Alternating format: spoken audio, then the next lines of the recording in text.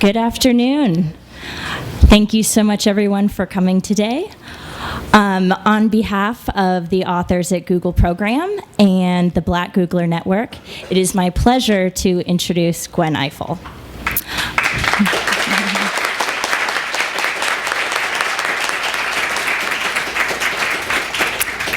So obviously with that kind of reception, I think that means that she really needs little introduction at this point. But I'm going to go ahead anyway and share some of the highlights of her career so far. Gwen is a veteran of American journalism for over 30 years. She is a graduate of Simmons College in Boston and has worked for the Baltimore Evening Sun, the Washington Post, the New York Times, and NBC News, where she was chief congressional and political correspondent. Currently, she is moderator and managing editor of Washington Week on PBS, and also is senior correspondent for the NewsHour with Jim Lehrer. Again, as you all know, she has also moderated the last two vice presidential debates.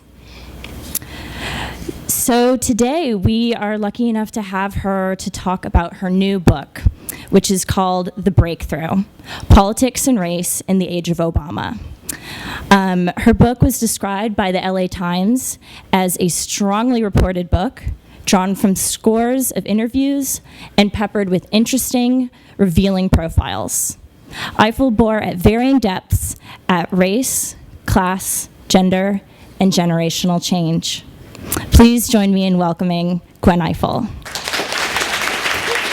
Thank you so much. Hi. Okay, first things first, can I be an honorary member of the Black Googlers Network? Because, you've been sucked up to by authors before, but I couldn't have written the book without you. Thank you very much. There are way too many times where it was... time was of the essence, as they say. For instance, there was at least one day where I was writing a chapter about Deval Patrick, and at the time he was the only governor of the state, the only black governor in the country. And then I turned on the TV, and there was Eliot Spitzer at a microphone. And all of a sudden, we had another black governor who I knew nothing about. So what do? Yeah, Google him. And then, of course, a whole new chapter developed. So it's been an interesting experience. I will tell you, I'll talk for a few minutes about kind of what an experience has been and why timing is everything in life and politics. And then I'll turn it over to your questions, because that's how I get to learn stuff back. This book, you may have heard somewhere, got a little bit of attention right before the vice presidential debate. Now, two things came out of the vice presidential debate. One is that this book was mistakenly characterized as a pro-Obama book, and how dare I moderate the vice presidential debate when I was writing this pro-Obama book that no one knew about, except anyone who Googled the words Gwen Ifill and saw that it had been written about 1 million times. Okay, fine. People had their reason for raising these questions. But that, as a result, got a lot of people interested to say, what is this book about? I don't know. And now I found out yesterday that I'm going to be in the New York Times bestseller list on Sunday. So I'm okay about this. I should send thank you notes to my enemies, but I don't think so. The other good thing that came out of this is I had 4 years ago when I moderated my first vice presidential debate, Dick Cheney and John Edwards. Remember them? Yeah, for some reason they didn't get the same attention Sarah Palin did, but Queen Latifah played me then too. So the other high point of the year was I actually went to a screening for Queen Latifah's latest movie in Washington, The Secret Life of Bees. And when I was there, someone said, "Do you want to meet her?" I said, "Oh my God." So I met her. This is before the Palin-Biden debate. We forget about the other guy on the stage. And I said, "Would you play me again?" And she said, "Well, give me some material." And then the next week, John McCain picked Sarah Palin. So I was a happy girl. I also considered briefly that the other possibility was that I was going to be played by Kenan Thompson. And the whole idea of the man in drag thing just caused me such concern and self-image issues that I was relieved. This book is actually the accumulation of, and I find it shocking every time I say it, but 30 years in journalism, where along the way I kept encountering these little pieces of friction as change happened, as power shifted, and new people took power from the older generation. I wasn't fully aware of the fact that there was a theme building until this year, when Doubleday approached me and wanted me to write a book about Barack Obama, and I said, it's Barack Obama, he'll never be president. Shows how much I know. And I thought, however, there's this other story which I think that Barack Obama is part of, which is this whole idea that the black political movement is not what it was in the 1960s or the 1970s. There's a whole new thing happening. They're doing it, there are people who are involved who are taking power from folks who've always held power, white, black, and other. There are people who are involved who have walked through the doors that their parents knocked down. Their parents marched in marches and sat at lunch counters. But they got the advantage of all that. They got into these elite universities. They got great education and opportunities and lived in integrated situations growing up and workplaces, and then they thought, you know what, I can take charge, and they didn't wait to be asked. And as I began to accumulate lists of people who I had been covering, I realized it went all the way back to the very beginning of my career, and I'll read a little bit from the very introduction of the book. I learned how to cover race riots by telephone.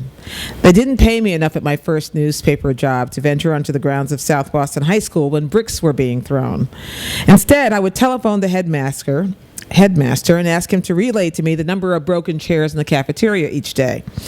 A white colleague would then be dispatched to the scene to fill in the details. I've spent 30 years in journalism since then, chronicling stories just like that, places where truth and consequences collide, rub up against each other, and shift history's course. None of that prepared me for 2008 and the astonishing rise of Barack Obama. It's true that he accomplished what no black man had before, but it went further than that. Simply as an exercise in efficient politics, Obama 08 rewrote the textbook. His accomplishment was historic and one that transformed how race and politics intersect in our society. Obama is the leading edge of this change, but his success is merely the ripple in a pond that grows deeper every day. When people do something that they've never done before, I think that makes it easier to do it a second time. That was David Axelrod who said that to me just days after Obama won the election. So he said, when people vote for an African American candidate, I think it makes it easier for the next African American candidate. The next African American candidates, and a fair share of those already in office, subscribe to a formula driven as much by demographics as by destiny. When population shifts occur, brought about by fair housing laws, affirmative action, and landmark school desegregation rulings, political power is challenged as well. It happened in Boston, New York, Chicago, and every big city that was ever transformed by an influx of European immigration, and it's happening again in Virginia, Los Angeles, rural North Carolina, where the political calculus is being reshaped by Latino immigrants.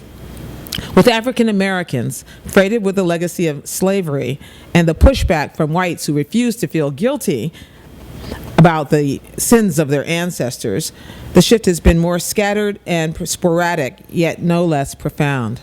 So I stumble across these profundities as I'm reporting this. I decided I would focus on 4 key people. This is the only way I could imagine writing a book while continuing to work my 2 day jobs. I would focus on profiles of 4 key people and then look for themes that would arise from this. There were more themes that I could get down. I decided I would obviously focus on Barack Obama, but save that to the end because I didn't know what to say about Barack Obama, especially if he didn't win, that nobody else had said before.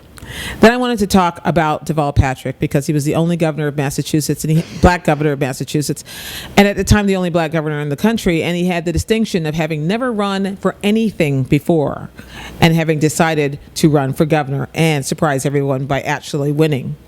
Then I looked south from Massachusetts to Newark, New Jersey, where there was a mayor, a young guy, 36 years old, had run twice for mayor, even though he was in city council, and he was raised in the suburbs. He was raised in a mixed environment, and yet with his Oxford degree and his Stanford degree, he chose to come back to Washington. He chose to come back to Newark in order to make his mark, a city that had huge challenges. So after I focused on those three, I started casting about for a fourth and a different level of government. And I settled on a little-known congressman from Alabama whose name is Artur Davis. His mother was a French teacher, so it's pronounced Artur, in Birmingham. And there were many interesting things I discovered along the way. So I talked to him, and it turns out that he had a plan for how he was going to get elected governor of the former cradle of the Confederacy in 2010. And that part of that plan was getting on Barack Obama's coattails, if there were any in Alabama, which it turns out there weren't many, but it's another issue. But he also thought that if he was waiting to be asked what to do, and this is something all of these breakthrough candidates have in common, that if they were waiting to be invited to the party, that was never going to happen. Because people with power just don't hand it over and say, here. You have to knock them aside. You have to, power concedes nothing without demand, Malcolm X. It's the same thing in the case with a lot of these folks. They had to demand it. And part of the reason they had to demand it is because they were coming at it from a completely different place. Their parents, my parents, had broken through by sitting in at lunch counters, agitating for fair housing laws, for voting rights, for civil rights. This was the theme of the 1960s and part of the 70s, demand for laws, demand for access. So what happened with their parents is they were shaped by the things they didn't have, the right to where to sit, where to live, where to go to school. And their children were shaped by access. By getting these laws on the books, all of a sudden these folks were no longer fighting about the notion that they couldn't get in the door. They could get in the door, they had to do something with it. So they're a little bit more bold in their ambitions. Along the way, I thought to myself, okay, I'm profiling for guys. Where are the women? And I looked and I looked and I looked high and I looked low and I talked to people who study these things, and I discovered there was really a dearth of African American women at that same level. You can find them in city councils, you can find some of them in the Congressional Black Caucus, but the ones in the Congressional Black Caucus were mostly 60 years old and older. And the ones at the lower levels were kind of not, they were not there in large numbers. I discovered an interesting commonality here, which is that the reason why there were so few black women in these breakthrough positions is because same reason why there's so few women. Women have to raise their kids so often. So you look at Hillary Clinton, you look at Nancy Pelosi, they've got the big jobs after they were able to raise Dianne Feinstein, Barbara Boxer, after their kids got up and left the house. Then they were able to focus on something as luxurious as public service after they got the hard work done. It was kind of important, and it was magnified with African American women, this dearth. Instead, I ended up writing a chapter about the clash between gender and race politics, which turned out with the rise of Hillary Clinton and Barack Obama simultaneously to be the real story of the year. So one of the challenges for me as a reporter working on this book was I always had to be prepared to change my direction because stuff kept happening. I finished this book at the beginning of December. My publisher was a little nervous, was a little late. But by getting it done then, I still missed stories I could have told, like the rise of Roland Burris, who's 71 years old, who was championed by a former Black Panther, Bobby Rush, congressman from Chicago, who said among the reasons why Roland Burris should get the job is because he was black. An argument none of the breakthrough candidates make anymore. It was such a throwback. It was worth exploring. I found out that I was on the mall on Inauguration Day, and that was such an amazing moment that was something I would have liked to capture, because certainly it was just seeing this kind of the shining sea of American flags and people so kind of excited and unified, and even people who hadn't voted for Obama wanting to see this president succeed, at least for that one day. It slid off a little bit this week, but it's been a whole week. Come on, give these people. But as a result, it was a remarkable moment that I wish I could have captured. Breaking through. I want to read a little bit. It's easy to overlook change when it happens, even when it is as dramatic and historic as this year's presidential election. But as I stood in Denver's Invesco Field on the night Barack Obama accepted his party's nomination for president, I swear I could feel the rumbling under my feet. The Reverend Jesse Jackson strode through the crowd, remembering how different this night was from the day 24 years before, when he had his own star turn at the Democratic National Convention. Cory Booker, the mayor of Newark, New Jersey, and Deval Patrick, the governor of Massachusetts, grinned and backslapped and owned the night as the rising stars they are. Artur Davis, the Alabama congressman with designs on the governor's office, sorted through a crowded dance card of public appearances, and Benjamin Jealous, newly elected, to lead the venerable NAACP choked up. He was 35 years old. Each in his own way was basking in the political glow of the evening. They were not interlopers. They were not token black invitees at this particular party, but they were the stars of the evening. For one night, all of the friction and the below-the-radar political positioning each had endured, much of it obscured by Obama's rise, was on display. It was a rare lightning stroke moment that finally illuminated the dramatic shift in tone, message, and leadership that has forced a redefinition of black politics and black politicians. It was the age of Obama in full effect. Now, one of the things about the age of Obama that remained to be a running theme, not only with Barack Obama himself, but with every single one of these candidates. There were a couple of them. One is the racial identity question, in which, at first, you'll recall, there was a small, bizarre debate about whether Barack Obama was black enough. Now, I didn't get what that was about, really, truly. But I figured as a reporter, I'd start to ask people, what do you mean when you say that? Because, the only people asking that question, by the way, were black people. So I started saying, well, what do you mean? And the more I dug and the more I got people, it wasn't as simple as he's biracial. It was more than that. It was, is he for us? Is he on our side? Will he sell out?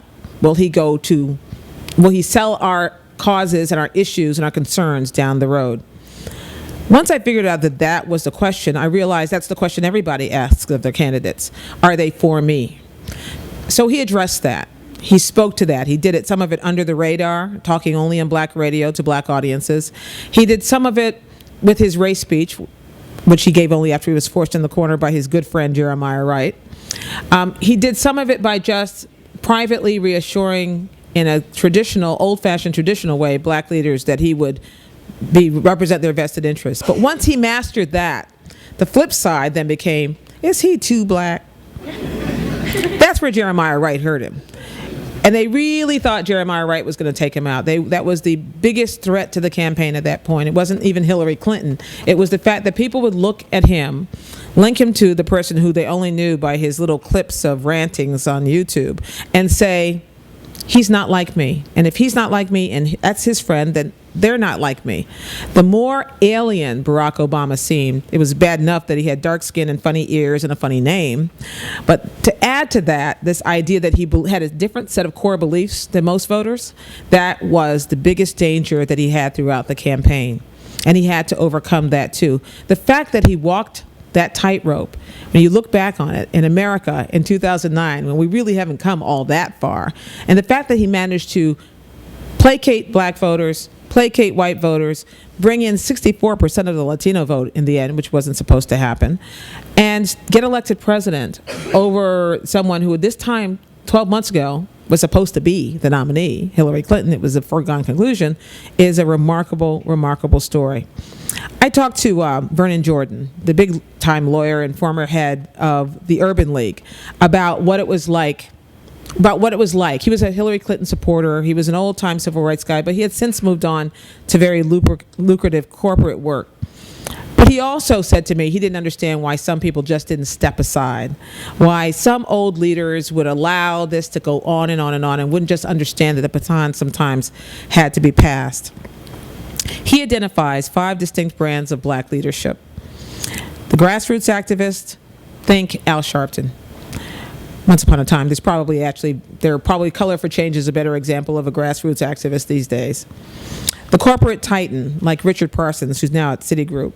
The traditional civil rights organizer, like Julian Bond at the NAACP. The self-made entrepreneur, like Russell Simmons and his hip-hop network. And the elected official, the people I talked to in this book. These leaders range from CEOs to hip-hop artists to mayors, and they do not necessarily represent a single worldview. This is what Vernon said to me. When we went across the Edmund Pettus Bridge, there was no guarantee we were all going to come out the same on the other side. He said, Clarence Thomas went across the Edmund Pettus Bridge too. Now he's speaking figuratively, you understand. But there was no guarantee we would all be alike. Now, the Edmund Pettus Bridge, of course, was the Selma to Montgomery March in which John Lewis got his head bashed in trying to agitate for voting rights. 1963-5. I get them all mixed up. But what was interesting about the point he was making is that we'd reached the point where maybe we were not all monolithic after all. John Lewis was the perfect example of this kind of conflict. He had endorsed Hillary Clinton. He was an old friend of the Clintons. Bill Clinton called him in Atlanta when he was grocery shopping one night and said, "Come help me out in South Carolina." He got in a plane and went. That's what you did. But somewhere during the campaign, somebody else would call this a flip-flop, but not with John Lewis, who gave up so much. He was 23 years old when he stood next to Martin Luther King on the steps of the Lincoln Memorial during the I Have a Dream speech. So he'd been through this whole game before. He understood what it was like to break through and be young and told to wait. So he watched Barack Obama and thought, darn it, history's going to pass me by. And he switched. He decided that he couldn't afford to be on the wrong side if this was going to be the breakthrough moment. It's really an important thing, and it's a shocking thing, and it's a stunning thing for people to realize that the world is shifting, and if they weren't paying attention, it would be bad. So I found him to be one of the most interesting people I talked to in the book. I also found that the more I talked to older black civil rights lions who were skeptical of Barack Obama, and many of them will not admit it, but they were deeply skeptical of this guy. I also could match them against people like Joseph Lowery, who gave the benediction at the inaugural last week, or people like Roger Wilkins, who's a great veteran of the Johnson administration. He was a New York Times editorial writer. He's a historian who said, thank goodness that this transition is happening because we are old. The rest of them, however, would say, like Andrew Young, the former mayor of Atlanta, the former UN ambassador, would say, I think he's ready in a couple years. I don't think he's ready yet. They were completely resistant to the notion that it was time. The one thing all of these breakthrough candidates have in common, and I'm going to stop after this and take your questions. The one thing they all have in common is that they don't wait to be asked. They are audacious in their aspirations. They know that they can do more differently, but their idea is to do it from the outside in. If someone says, as Jesse Jackson did during the campaign, I wonder if he's really for us, is he going to speak for black people? The Barack Obama, Deval Patrick answer, Cory Booker answer is, we're going to speak for everybody and see if that doesn't disproportionately affect black people. So say black people suffer disproportionately from disparities in healthcare, disparities in sentencing, all kinds of disparities. This education, the solution for the new breakthrough politicians is to fix healthcare, understanding that there will be kind of a reverse trickle-down effect, and that if you fix healthcare, then black people will disproportionately benefit. We're not going to make it a race-driven issue, but there will be a race benefit. It's an upside-down way of looking at the things their parents did, which was to push on behalf to have race be the driver and then come back. Part of it is where we are, and part of it is the fact that unbeknownst to many people who are watching this election very closely, the bigger driver in electing the first black president was not black people. It was two things. It was white people who had to vote differently because black folk had always crossed racial lines to vote, and white people never had, generally. And it was young people who decided to be energized, to be engaged, and to get involved in ways that the elders just didn't know, that frankly didn't exist in the last election cycle, and certainly wasn't exploited in the last election cycle. And so there was a generational shift, which in the end was more significant than the racial shift. It doesn't mean everything's fine now and race has gone away. I got an email last week from someone saying, a viewer or reader saying, why do you keep mentioning Barack Obama's black? And I said, well, I don't, but the fact that if that context comes up, especially when you're talking about a historic moment, why wouldn't you mention it? What's the problem with race that if we discuss it, it is automatically conflict? Why can't we have a discussion about race and assume that maybe there's a positive in it? Now, I wake up black every day and it doesn't bother me in the least. So if it bothers you, we need to talk about where your head is, not where my head is. So I think that this has spurred that piece of the conversation, at least I hope it is, where we can have discussions about race where they don't have to be discussions about grievance. But we can still celebrate that there is a politics of difference, or that there is difference, which is perfectly fine. I see it in this room. There is no problem with us embracing it, moving beyond it, and benefiting from it. On that note, I have many more things I could say, but I'm going to stop take your questions, and they better be good.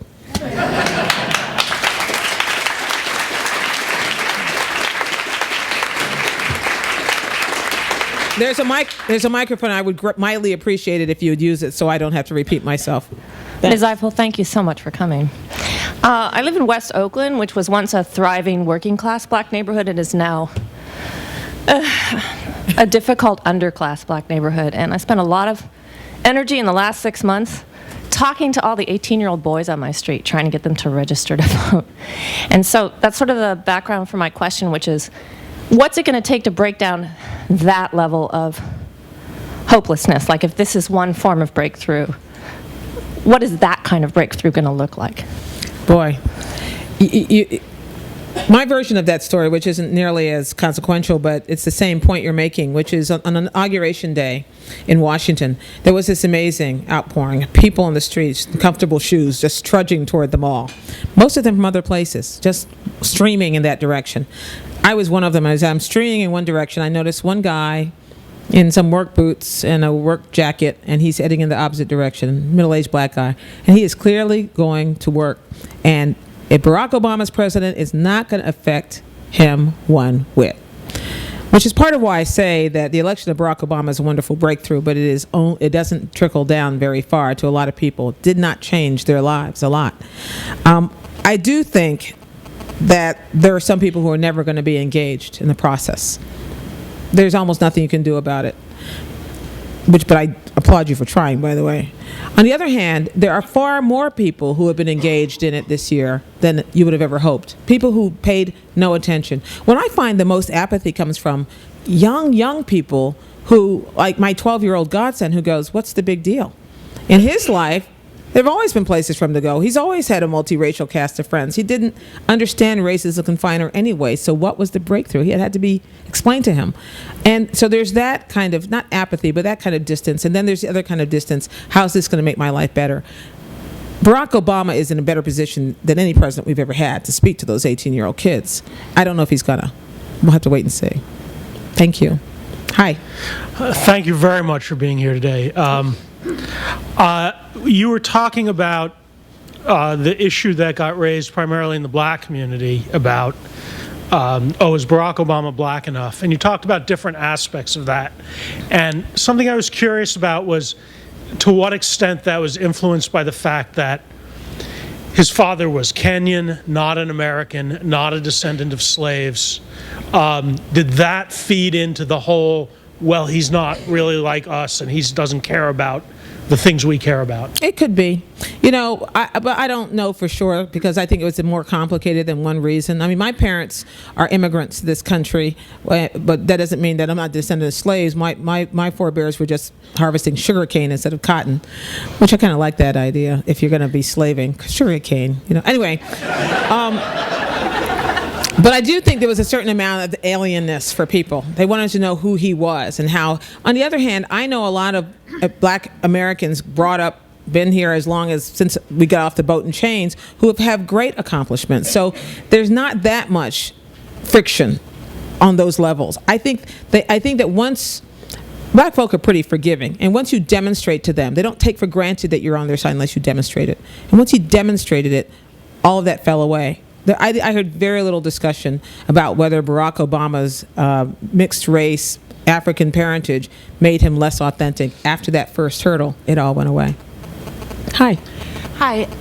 So I just wanted to say that I'm obviously neither young nor black, but I voted for Barack Obama because I feel represented by him too, and I'm just an old hippie, and I felt like that intelligence and that lack of politics basically represented me, and I felt represented for the first time. Did he really seem apolitical to you? Well, wow. He pulled off more than I thought. Well, like this, I feel like he's very plain spoken, and that he does plenty of things because he feels they're the right thing to do and not because of polls and stuff. Maybe I'm naive, but that's what I... No, I don't think you're naive. I think he comes across that way. But I just... I mean, if I were to compare him to Bill Clinton, who was like the closest Well, I ever come got on. before to wanting to feel. I mean, No, I that mean- was like the first election I ever voted in. No, where I my understand. candidate won, and, you know, I understand. This is like, Bill This Clinton- is like what I've been waiting for. I understand. Bill Clinton is a nakedly political person in so many ways that it's hard to compare. But here's my thing. One of the biggest challenges Barack Obama faces right now is the incredible expectations which are being placed on him. People who say he walks on water. He is not a politician. He just does the right thing for the right reasons. He's not ever driven by politics. Well, I mean, I don't want to argue with you about it. I just want to finish. I want to try to answer your question because I think I'm getting to a point. I'm not sure. I'm just saying that it's great, especially now, to be infatuated. We have a honeymoon period which is fierce and amazing. I don't know how enduring it is because honeymoons by definition end. Yeah. But the point is, and this is where political maturity comes in, if the first time he does something that you realize is a complete naked trade-off, do you toss him aside? There are a lot of people who are keenly disappointed with him for picking Rick Warren to give the invocation at the inauguration. And that was clearly a political decision. That wasn't just, it's the right thing to do. It was, I want to send the signal to everyone that I will talk to everyone, even people I disagree with. That's the political calculus. Don't think they don't focus group these things and poll test them in the White House. They do. When you start hearing the word investment instead of infrastructure, it's because they tested the words. They're just as political as the Clinton White House. Nothing wrong with it. Politics is politics. What I'm saying is that I was on the Mall the day of the inauguration when Rick Warren prayed, and a man I walked past turned his back to the podium and mumbled, "Damn homophobe," or something like that. Oh. And then I watched that man during the prayer when the entire mall fell silent. Could hear a pin drop. And he slowly turned around and faced the podium again and bowed his head and joined in the prayer. There was a moment there where people thought, I don't agree with him, he disappointed me on this, but this is a moment and I'm not going to take away from it or protest. That is what kind of the key to Obama's successes in so many ways, the ability of the people who have invested so much emotion in him to understand that if he stumbles, which he will, that if he disappoints, which he will, that they won't just throw up their hands and say, oh, well, he's just a politician. Yeah, I mean, good point. I do feel like a little bit that way already about the bill that passed yesterday. Yeah. And how it came to be that way, but I still... But give it more than a week is all I'm saying. Apolitical. I guess by saying that he's apolitical, I can't just say I feel represented because he's so intelligent, because then I sound egotistical. And I'm trying to describe that kind of intelligence that he... People say that all the time. I just love. But anyway, I do have a question, and my question is, did you start your journalism career when you were like 4 or 5? Sucking up after the fact. Why, yes, actually. Next question.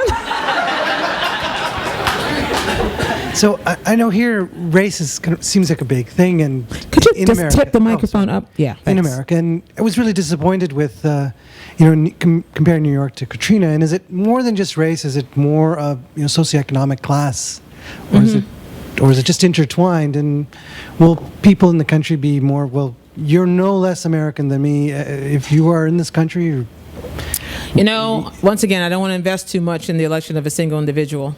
One of the reasons I like this book is because it's not about the single individual. It's about the fact that it's going deeper and it's going broader, and people are showing that kind of maturity in lots of different levels, which I think is more hopeful. If I thought we were investing everything about the future, the way we look at each other, the way we treat each other, the way class divide opens in Barack Obama, I would be very worried. I worry less knowing that we have, over time, before anyone even thought or heard of Barack Obama, been investing it in all of these other people as well. That, to me, represents a fundamental shift in the way that we talk to each other, the things we respond to. But as we saw yesterday, when not a single Republican voted for this House stimulus package, we don't all agree. And neither should we on what the best approach is to these problems. America's found on this notion of a healthy and engaged debate. And because Barack Obama was elected does not mean we all agree now that this is the way it should be, or this is the way we should speak, or this is how we should be. There's still going to be a debate.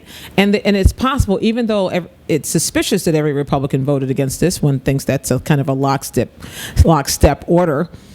But what they were speaking to, what they were looking for, is a way to establish a foothold of loyal opposition or loyal skepticism or disloyal skepticism about this president, which is all of what the checks and balances of government all about.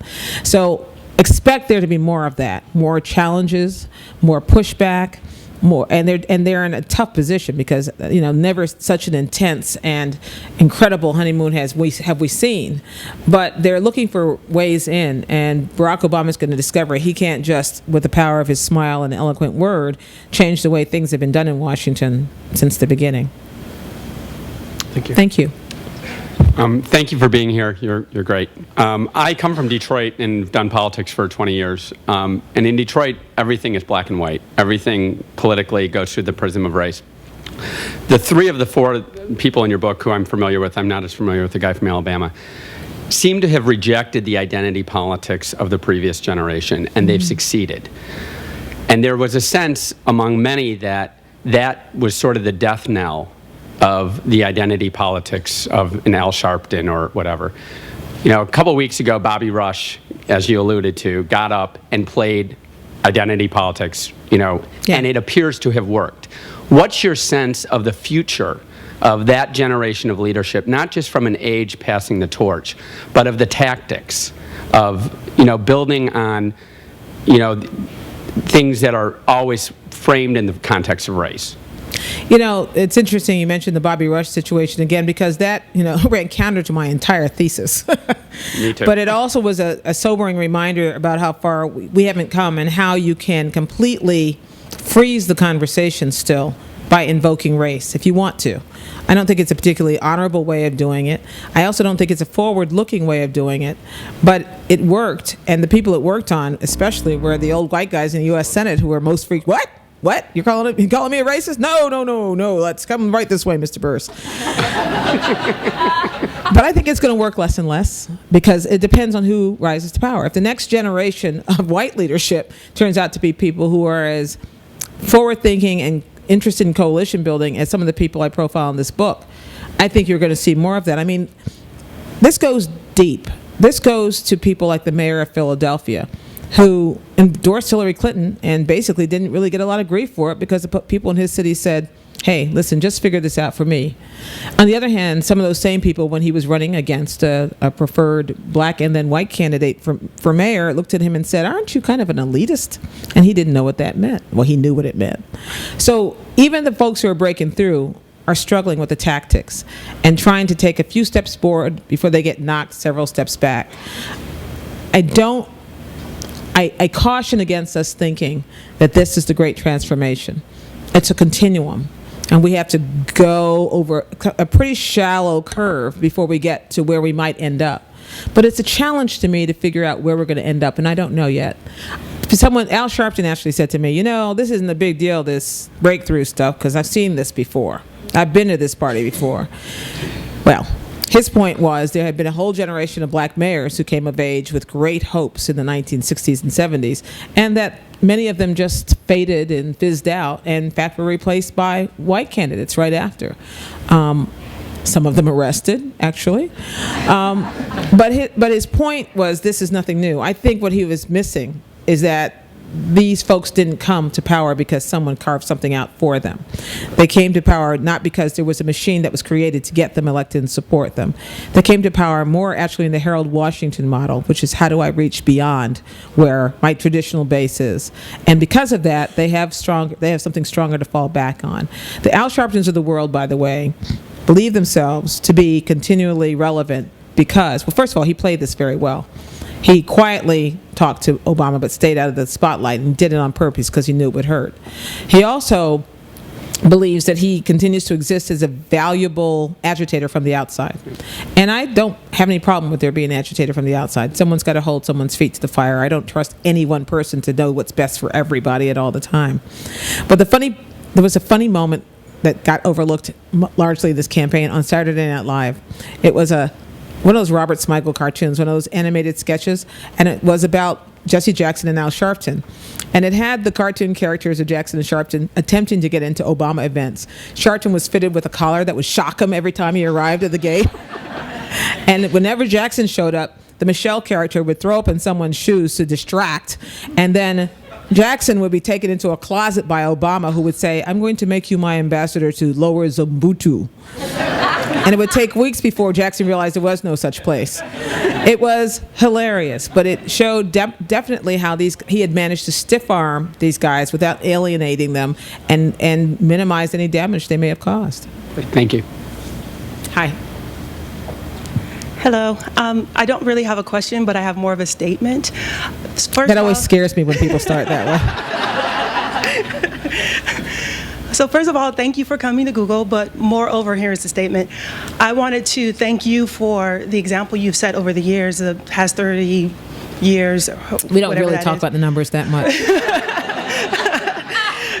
Because I know that you're speaking about Obama and these other people who have made impact in the African American community as examples, but I look to you and I see a great example, and I just wanted to say thank you for that, because when I saw the vice presidential debates, I wasn't just looking at Palin, Biden, Palin, whatever that was. I was looking at you. I was looking at how you moderated. I was thinking, just feeling inspired about how step by step you've reached that goal and how you had that poise, how you have even here this relational sense about you, the way you've just. This is my sister. So anyway, I just wanted to say that because even today to come here, I was just so excited that, I thought you were in San Francisco, so I was so bummed. I'm like, why is she in San Francisco? And then to know that you're here, I was just so encouraged. So just to know that you are making an impact in lives as well. Thank you. Thank you.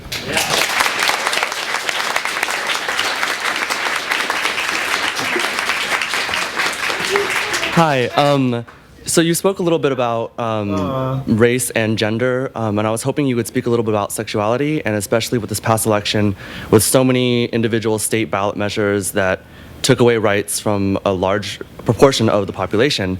And I was hoping you would just comment a little bit about how that community is now, forming this whole civil rights movement, and how you sort of see it developing and what this new movement can learn from other movements like it. It's a good question. I have to say I didn't get into it in the book, and I'm of many minds about whether we're going to hear that much about it from this administration.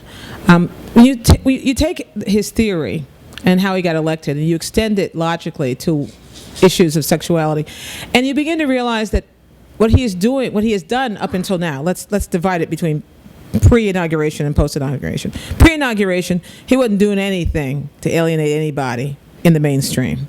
Let's be clear. He didn't even talk about black issues if he didn't have to. So he certainly wasn't talking about gay issues, and he certainly wasn't talking about anything that would mean these mainstream voters who he had to persuade to listen to him. Now, as a result, things like Prop 8 happened. I mean, that's something that with a strong national push would have probably gotten different attention. But he wasn't, I don't think Barack Obama was ever going to be the person who's going to make that. In the same way that he's not, as I write, the kind of person who puts his fist in the air, he wasn't going to go out on any limbs he didn't have to go out onto. There's certain reason in that, because you're not going to get, he's not going to get elected. You know what you were getting with Bush. You didn't know what you were getting with Obama, but you take the stranger sometimes. Now that election has happened, it's really interesting to watch him recalibrate what the risks are he's willing to take. In his interview the other day with Muslim television, this is a man who didn't ever admit he ever knew any Muslims during the election. Now he's like, yeah, some of my family's there, and my dad. I'm like, wait. Really? So we may find out who his gay relatives are any minute now. But I have to say, I have not heard him speak more than in a rote fashion about it. So I'd wait and hold his feet to the fire, which is what you have to do even with the people you support. Hi. I was wondering if you could talk a little bit more about the eloquent, powerful, and very impressive Obama, which is, of course, Michelle. Yeah. Yeah. What role do you see for her in the White House and the administration, and how do you think that's going to play out? I'm going to see if I can find this thing from the book. Michelle Obama is really a better speaker than her husband. They didn't let you know that because there became a point in this campaign where they decided that Michelle Obama was an angry black woman. Can you imagine? Being kind of angry some days myself. I didn't really understand what the issue was. Yeah. I'm going to see if I can find this. She's very, in fact, in many respects during the campaign, especially during the period when they were trying to make the point that Barack Obama was black enough, you heard her speak in a more definite tone about these issues than you ever heard him speak. And I'm not going to find what I'm looking for. But Michelle Obama has a couple of things going about her. One is that, like Hillary Clinton, she's an incredibly accomplished professional woman. And like Hillary Clinton, and she learned this very well, and I'm sure has had these discussions with Hillary Clinton, she had to find a way to not scare the hell out of people as an accomplished woman. That all by itself. So you hear more about China patterns in fashion than you would expect from someone with that kind of a law degree who graduated that high in her class. Nope, that's not it. Anyway, I'll keep looking because I'm going to read this to you. And the one thing about her is that she's got to search. So far, all we've heard about her is that she's going to advocate for military families, which is a perfectly good and honorable First Lady thing to do. It is unclear to me, though, what else she's going to do with this, and whether she will be allowed to do more with this, and whether at what point she will begin to chafe as being seen as a fashion model. I want to read to you something she said. She was campaigning on behalf of her husband in Orangeburg, South Carolina, during the whole drama about, remember the race drama about the Bill Clinton, you played the race card, the Hillary, whatever. And what happened in that was that Barack Obama mostly didn't respond, but on the back roads of South Carolina where Michelle Obama was campaigning, she often did. And the way you know that it was a significant moment and that they thought it was important is they put it on a DVD and they sent it out. You could find it in your local beauty salon, basically. And this is what she said in this. She talked about women and she talked about race in a way that nobody else did. She talks about, while campaigning in South Carolina where the black vote was crucial, she would invoke the names of Coretta Scott King, Harriet Tubman, and Rosa Parks.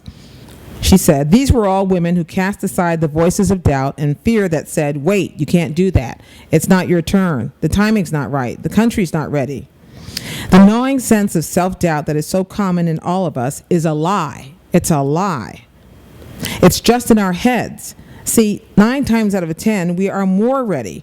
We are more prepared than we could ever know." Someone asked me about that quote last night, and it occurred to me, I don't know the next time we're going to hear her say something like that. That was a passionate, direct, focused challenge to the status quo, which she no longer could afford to do when she came under attack as someone who was, as National Review described her, Mrs. Grievance. So there's a tightrope for her as well. It's a gender tightrope, it's a tradition tightrope, it's the mothering thing tightrope, which is what she chooses to focus on correctly. And so we'll see whether we get to see this Michelle Obama and whether that Michelle Obama is limited to speaking to uplifting girls in elementary school, or whether we get to see her on a broader stage. Certainly, she, like her husband, is trying to find a way to negotiate expectation. Yes. Hi. A long time ago, when you were negotiating the vice presidential debate between Cheney and Edwards, I remember you asked a question about African Americans, and both candidates didn't answer the question. And HIV. Yeah, on HIV, and especially Cheney didn't. Neither of them answered it particularly well. What type of breakthroughs do you think, if any, are occurring amongst white politicians in terms of being able to talk to African American issues? That's a good twist on that question. I haven't been studying it, so if there are huge breakthroughs going on with white politicians, let me know and I'll have a sequel. I haven't seen a lot of it, and the break. It's funny in our society, as long as white males or whites in general are the majority, it's not on them to break through because they're the ones who already have the power.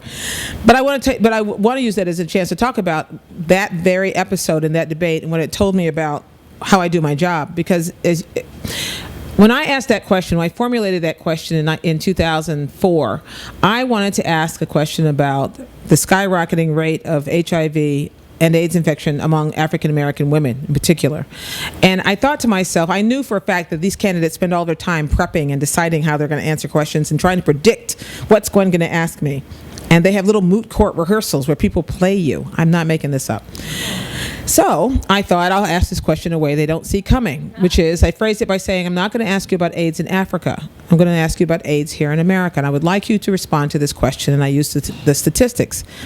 And Cheney's response was, really? Roughly. I mean, wasn't that pretty much? Yeah. And Edward's response was, well, let me tell you about AIDS in Africa. Now, I had an option, which is to chase them around the table, Geraldo style, shake my finger in their face and say, answer my question. And, but instead I moved on. I let a little silence build, and then I moved on. I, as you can see, 4 years ago, still getting questions about that question, which told me an important thing, which is that people at home got that they weren't answering the question. They were smart enough to know that I didn't need to say, look, everybody, they don't know. People knew they didn't know, and they judged them accordingly. Flash forward 4 years later, Sarah Palin arrives on stage, having signed an agreement in which she agreed to participate in a debate. Now understand that I understand that for weeks before this debate, I got hundreds of suggested letters from people saying, ask her this, ask her that. Basically boiled down to, ask her, what the hell are you doing? I got 0 questions about Joe Biden. Nobody had any curiosity. What these people failed to get was, number one, my job was to moderate a debate between 2 people, and therefore I had to kind of ask Joe Biden things too. The other thing they didn't realize was that I wanted to be the moderator who would illuminate and let people decide for themselves, that it was a debate and not an interrogation, and that if they felt that Sarah Palin didn't have the answers to a broad set of questions, including how do you define the vice presidency, then they could decide for themselves what they thought about her. It wasn't up to me to shake my finger at her. So when she said, I don't have to answer the moderator's questions, I had a flash where I could have said, really? Like Cheney. Or I could just assume and hope that people at home got that she wasn't answering the question. And that I chose the latter, people got it, and I stayed out of the middle of the story, which was my goal. My goal was not to get up there and respond to pressures that were being put on me by unseen blogger forces, that I was somehow not fair. I knew that wasn't true. I knew what the book was going to say. Somebody actually didn't know what the book was going to say about Obama, but I knew that the allegations and the dust being stirred up about me were not true. I also knew that if I changed a single question I wrote that I had planned to ask, or if I was in any way more aggressive to her than I planned to be anyway, that it would all be overinterpreted. So not only did I have the desire not to be the story and to get it overinterpreted, I already had been the story plenty, but also I had the sense and the self-confidence based on the experience 4 years before it that Americans would get it, and they did. Hi. I'm afraid we're all out of time. Oh, man. So Gwen Ifill, thank you so much for coming today. Thank you.